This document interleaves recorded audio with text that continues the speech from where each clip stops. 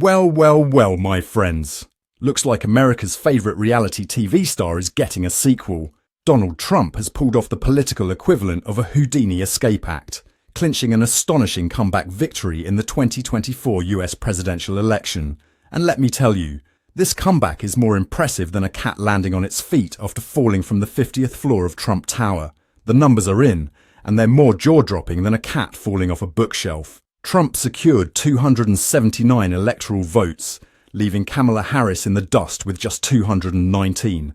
In the popular vote, Trump snagged 71,103,755 votes, or 51% of the total.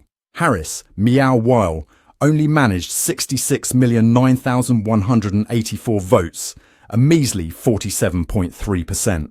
Trump flipped crucial battleground states like Georgia, Pennsylvania and North Carolina faster than you can say Electoral College. But wait, there's more. The Republicans have also sunk their claws into the Senate, regaining control faster than you can say Mitch McConnell's majority leader nameplate. They flipped crucial seats in Ohio and West Virginia, with Bernie Moreno defeating three-term Democratic incumbent Sherrod Brown and Jim Justice winning the seat vacated by Joe Manchin. It's like the GOP found a magic red crayon and started colouring in the electoral map. Now, let's talk about Trump's journey to the White House. Part 2. This man has more comebacks than a boomerang on steroids. He faced 4 criminal indictments, civil lawsuits, and even got slapped with 34 felony counts. His legal bills were higher than a cat on catnip, exceeding $100 million. But did that stop him? Ha! He turned it into a narrative smoother than a hairless sphinx, painting himself as a victim of political persecution. It's like he's got 9 lives, and he's only used up 8.5. The voter turnout was higher than a cat stuck up a tree. In fact, it was higher than the line at a catnip dispensary on Black Friday. Trump managed to claw his way into demographics that usually give Republicans the cold shoulder. He snagged 45% of the Latino vote nationally, a 25 percentage point swing from last time. He even won 54% of Latino men. It's like he found the secret recipe for demographic catnip. And let's not forget about the double haters, about 8% of voters who disliked both candidates. They lean towards Trump, proving that in politics, sometimes you choose the scratch you know over the bite you don't. Meow, let's talk about the international reaction. It's more mixed than a bowl of meow mix. French President Emmanuel Macron congratulated Trump faster than you can say oui oui, while others like Canadian Prime Minister Justin Trudeau and German Chancellor Olaf Scholz are quieter than a mouse in a room full of cats. The stock market, meow while, is purring like a contented kitty. The Dow Jones and S&P 500 are up 2.9% and 2.4% respectively. It's like someone sprinkled economic catnip all over Wall Street, but not everyone's lapping it up.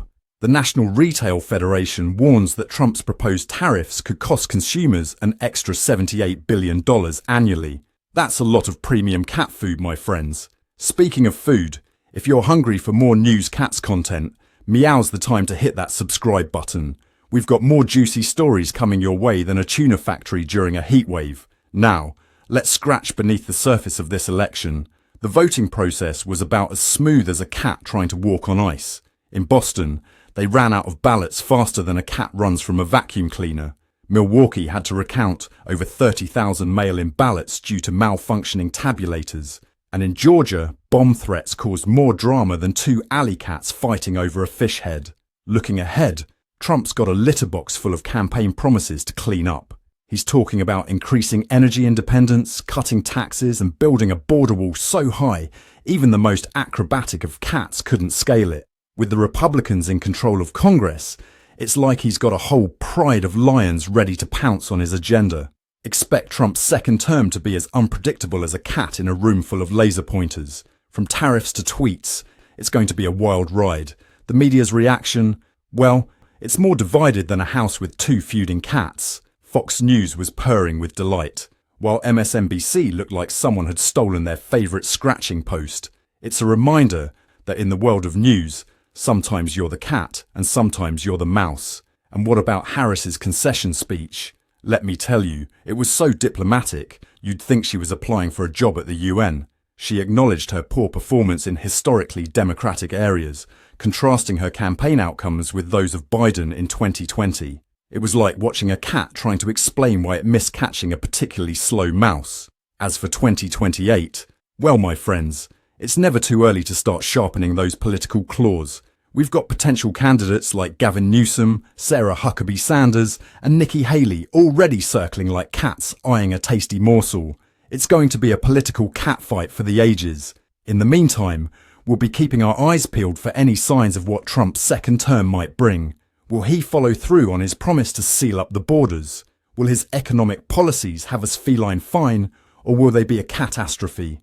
Only time will tell, my friends. One thing's for sure, though.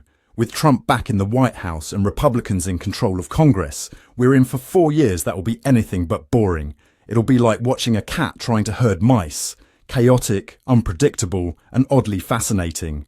So buckle up, my friends. It's going to be a bumpy ride.